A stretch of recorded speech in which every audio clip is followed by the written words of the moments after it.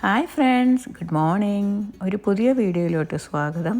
ഇന്ന് നമ്മൾ ഉണ്ടാക്കാൻ പോകുന്നതാണ് അവിയൽ. അപ്പോൾ അവിയൽ എങ്ങനെയാണ് ഉണ്ടാക്കുന്നതെന്ന് നോക്കാം. അവിയൽ ഉണ്ടാക്കാൻ നമ്മുടെ നാട്ടിലെ ഒട്ടുമിക്കവർക്കും അറിയാമെന്ന് എനിക്കറിയാം. പക്ഷേ കുക്കിംഗ് പഠിക്കുന്നവർക്ക് ഈ വീഡിയോ ഹെൽപ്പ് ആവുമെന്നുള്ള പ്രതീക്ഷയോട് കൂടിയാണ് ഇത് ഞാൻ അപ്ലോഡ് ചെയ്യുന്നത്.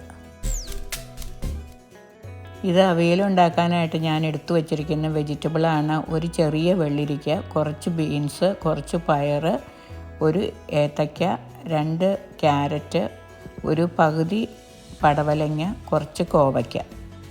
എല്ലാ ടൈപ്പ് വെജിറ്റബിൾസും അവിയൽ ഉണ്ടാക്കാൻ കൊള്ളത്തില്ല. അതായത് ഉരുളക്കിഴങ്ങ്, വഴുതനങ്ങ മുതലായവ അതിട്ടുണ്ടാക്കിയാൽ നമ്മളുടെ അവിയലിൻ്റെ റിയൽ ടേസ്റ്റ് നമുക്ക് കിട്ടത്തില്ല. ഇത് അവിയലിനായി ഞാൻ കഷ്ണങ്ങളെല്ലാം അരിഞ്ഞു വച്ചിരിക്കുന്നതാണ്. അവിയലിന് നമ്മൾ അരിയുന്ന നീളത്തിലാണ്, ഏകദേശം 1 ഇഞ്ച് നീളത്തിൽ. അപ്പോൾ അതോണം ഇത് ഞാൻ എല്ലാ കഷ്ണങ്ങളും നീളത്തിൽ അരിഞ്ഞു വച്ചിരിക്കുന്നതാണ്. ഇതിൻ്റെ കൂടെ കഷ്ണങ്ങളായിട്ട് നമുക്ക് കുറച്ച് മുരിങ്ങക്കായും കൂടി വേണം. അത് ഞാൻ എടുത്തു വച്ചിട്ടുണ്ട്. അതും കൂടി നമുക്കിട്ട് വേവിക്കാം. ഈ പാത്രത്തിലാണ് നമ്മൾ വേവിക്കാൻ പോകുന്നത്. ഇതിലേക്ക് 1/2 ടീസ്പൂൺ മഞ്ഞൾപ്പൊടി, 1/2 teaspoon Kashmiri chilli powder, 1 teaspoon ഉപ്പ്, 3 ടീസ്പൂൺ വെളിച്ചെണ്ണ,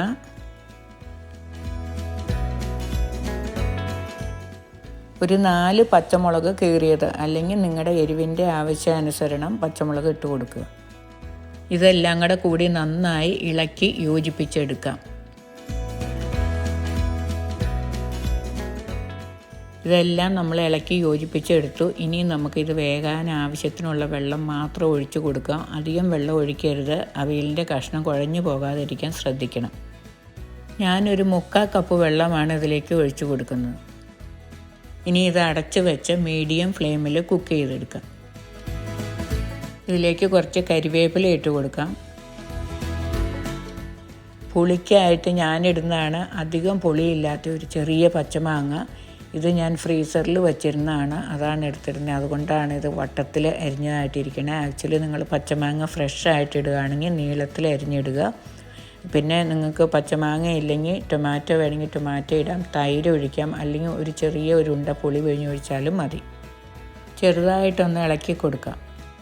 ഇതെല്ലാം ഇളക്കി കൊടുത്തു. ഇനി ഒരു 5-6 മിനിറ്റും കൂടി വേവിച്ചെടുക്കാം. ഇത് അധികം വേവില്ലാത്ത മുരിങ്ങക്കയാണ്, അതുകൊണ്ടാണ് ഞാൻ കഷ്ണം കുറച്ച് വെന്തിട്ട് ഇട്ട് കൊടുക്കുന്നത്. ഇത് 2 മുരിങ്ങക്ക ഉണ്ട്. ഇനി അരപ്പിനായിട്ട് ഇത് ഒരു 3/4 മുറി തേങ്ങ, 1/2 ടീസ്പൂൺ ജീരകം, 2 ചെറിയ ഉള്ളി. ഇത് നന്നായിട്ടൊന്ന് ചതച്ച്, ഓവറായിട്ട് അരക്കരുത്, ഒന്ന് ചതച്ചെടുത്തിട്ടിടാം. ഇതിൻ്റെ കൂടെ 3-4 കരിവേപ്പിലയും കൂടി അരച്ചിടാം. അവിയലിൽ വെളുത്തുള്ളി ഇടില്ല, അത് കാരണം വെളുത്തുള്ളി ഇടാതെ അരയ്ക്കുക. നമ്മുടെ അവിയലിൻ്റെ കഷ്ണം വെന്തു. ഇതിലേക്ക് ഇനി നമ്മൾ അരച്ചെടുത്ത് അരപ്പിട്ട് ഇളക്കിയെടുക്കാം. അധികം അരയ്ക്കാതെ ഇതോണം തിക്കായിട്ട് വെള്ളമില്ലാതെ അരച്ചെടുക്കണം. ഇനി ഈ അരപ്പൊന്ന് വെന്ത് കിട്ടാനായിട്ട് 2 മിനിറ്റ് അടച്ച് വെച്ച് ആവി കയറ്റിയെടുക്കാം. 2 മിനിറ്റ് കഴിഞ്ഞു. ഇനി നമുക്ക് ഈ അരപ്പും കഷ്ണവും കൂടെ നന്നായി ഇളക്കി യോജിപ്പിക്കാം. കുറച്ച് കരിവേപ്പില ഇട്ട് കൊടുക്കാം. ഫൈനലായിട്ട് ഒരു 2 ടീസ്പൂൺ പച്ച വെളിച്ചെണ്ണയും കൂടെ ഒഴിച്ചു കൊടുക്കാം.